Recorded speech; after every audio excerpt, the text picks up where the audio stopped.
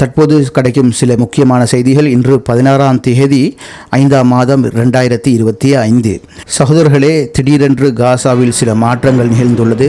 அது என்னவென்றால், காசாவை சுற்றி பெரும்பான்மையான படைகள் குவிக்கப்பட்ட வண்ணம் உள்ளது. அதாவது பல்லாயிரக்கணக்கான கவச வாகனங்கள், ஹெலிகாப்டர்கள், இராணுவ படகுகள் மற்றும் பல்லாயிரக்கணக்கான புதிய இராணுவங்கள் தற்போது குவிக்கப்பட்டு வருவதாக அங்குள்ள செய்திகள் எமக்கு கிடைக்கப்பெறுகிறது. மேலும் இறுதியாக உள்ள 12 மணித்தியாலங்கள் இந்த இஸ்ரேலிய படைகள் காசா மீது இடைவிடாது ஆட்லரி மற்றும் விமான தாக்குதலை செய்து வருவதாக மேலும் எமக்கு தகவல்கள் கிடைக்கின்றது. உங்களுக்கு தெரியும், நேற்று அமெரிக்க ஜனாதிபதி மத்திய கிழக்கை விட்டு வெளியேறினார். அவர் வெளியேறிய பின்பே இந்த நடவடிக்கைகளை இஸ்ரேல் மேற்கொண்டு வருவதாக தெரிய வருகின்றது. காசா விடயத்தை பற்றி இந்த டொனால்ட் ட்ரம்ப் ஏதாவது பேசுவாரா என்று பார்த்தால் பேசியுள்ளார். அவர் பேசிய விடயம் என்னவென்றால், காசா ஒரு மரண படுகொலியாக உள்ளது. அங்குள்ள மக்கள் சொல்லென்னா துன்பத்தை அனுபவிக்கின்றார்கள். அங்கு கொடூரமான நடவடிக்கைகள் இடம்பெறுகிறது.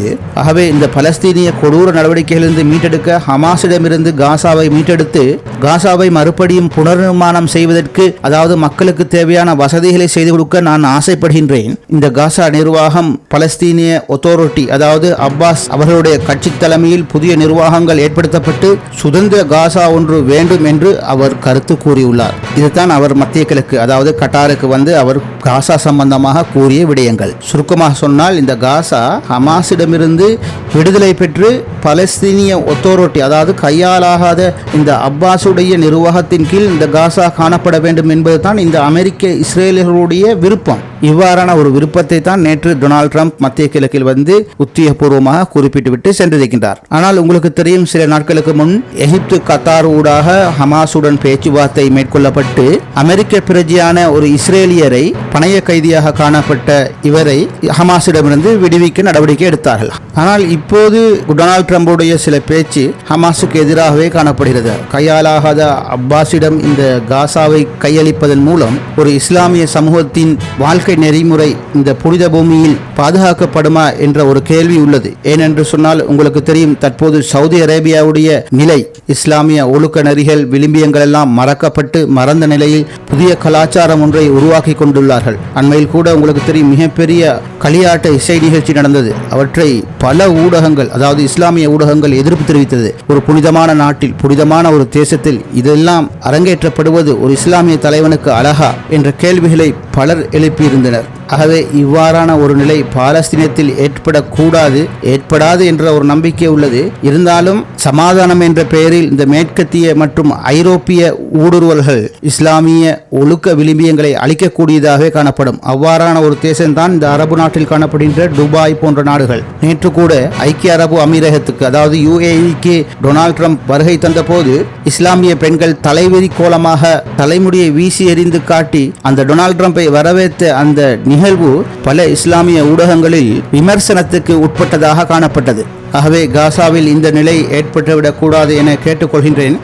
அடுத்தது என்னென்று சொன்னால், பிரெஞ்சு ஜனாதிபதி இமானுவல் மேக்ரோன் இஸ்ரேலை கடுமையாக சாடியுள்ளார். அதாவது இஸ்ரேலிய பிரதமர் பெஞ்சமின் நெத்தனியாகு காசா மீது செய்து வரும் நடவடிக்கை வெட்கக்கேடானது என குறிப்பிடுகின்றார். இதனை ஒருபோதும் நாம் ஏற்றுக்கொள்ளவே முடியாது என்று இந்த மேக்ரோன் குறிப்பிடுகிறார். ஐரோப்பிய ஒன்றியத்துக்கும் இஸ்ரேலுக்கும் இடையிலான ஒப்பந்தங்களை மறுபடியும் பரிசீலனை செய்ய வேண்டும் என்றும் அவர் குறிப்பிடுகிறார். மேலும் சகோதரர்களே, நேற்று மத்திய கிழக்குக்கு வந்த டொனால்ட் ட்ரம்ப் ஈரானை கடுமையாக சாடி விட்டு சென்றுள்ளார். இந்த அரபு நாடுகளுடைய அமைதியின்மைக்கு இந்த ஈரானும் ஈரான் சார்பாக இயங்கும் ஹிஸ்புல்லா, இந்த ஹவுதி கூட்டங்களே காரணம் என்று சொல்லாமல் சென்ற கதை ஈரானின் காதில் நேற்றே விழுந்து விட்டது. உடனே ஈரானிய ஜனாதிபதி பெஷக்ஷியன் டொனால்ட் ட்ரம்ப் மத்திய கிழக்கை விட்டு வெளியேறுவதற்கு முன்னே அதற்கான பதிலை ஊடகங்களுக்கு வழங்கிவிட்டார். குறிப்பாக இந்த பாலஸ்தீனம், சிரியா, லெபனான் போன்ற நாடுகளில் அமைதியின்மை ஏற்படுவதற்கு இஸ்ரேலும் அமெரிக்காவுமே காரணம் என்று ஜனாதிபதி பெஷக்ஷியன் அமெரிக்காவுக்கு பதில் வழங்கும் போது குறிப்பிட்ட விடயங்களில் முக்கியமானதாகும். இதனைத் தொடர்ந்து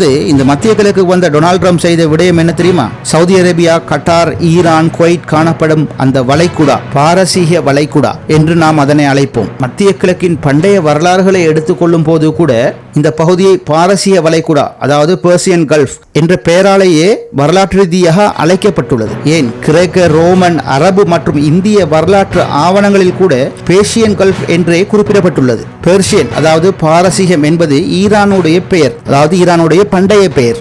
ஆனால் மத்திய கிழக்கு வந்த டொனால்ட் ட்ரம்ப் இந்த பெர்சியன் கல்ஃப் அதாவது பாரசீக வளைகுடாவின் பெயரை அழித்துவிட்டு இனி இது அரேபிய வளைகுடா என்ற பெயரை விட்டுவிட்டு சென்று விட்டார். கூகுள் பொறி தேடல்களில் கூட பாரசீக வளைகுடா என்று தேடினால் அதற்கு இந்த அரேபியன் கல்ஃப் அதாவது அரேபிய வளைகுடா என்றே விடை கிடைக்கின்றது. இந்த வரலாற்றுகளில் கை வைக்கும் விடயம் ஈரானுக்கு மிகவும் கோபத்தாபத்தை ஏற்படுத்தியுள்ளதாகவே தெரிய வருகிறது.